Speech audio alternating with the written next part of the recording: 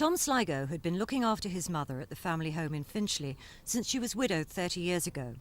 In October '82, she was admitted to hospital, and shortly afterwards Tom himself spent several months in hospital. It meant there was no one at home to care for Mrs. Sligo when she was released. Social workers and doctors decided she should be in an old people's home where she remains. Under the law, householders can be asked to pay their own fees, and this Barnet Council did. But because Mrs. Sligo was declared medically unfit to handle her own affairs, the Court of Protection was called in to safeguard Mrs. Sligo's interests and, because Tom was still in hospital, to negotiate with the rest of the family on just how those fees would be paid. Eventually the court ordered the house should be sold, so when Tom came out of hospital, Barnet Council gave him a flat in sheltered accommodation. He was not allowed back into the family home.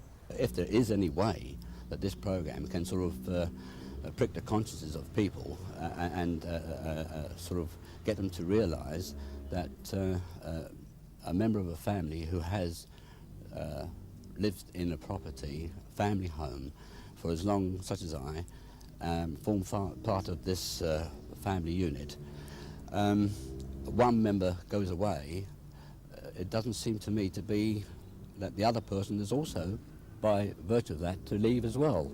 And so I would like, therefore, to go back home.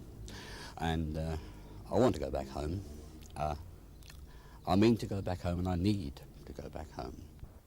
A month ago, Tom found the locks had been changed. What he can't understand, and no one seems to have been able to tell him, is why the house has to be sold now. Barnet Council told us they're not pressing for the money.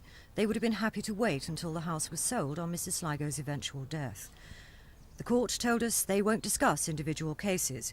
Tom now has a solicitor to try and fight the decision to sell the house, but today we learnt that the house he'd lived in for 43 years has been sold subject to contract for just under £57,000. TRICIA Ingram's in Finchley, Thames News.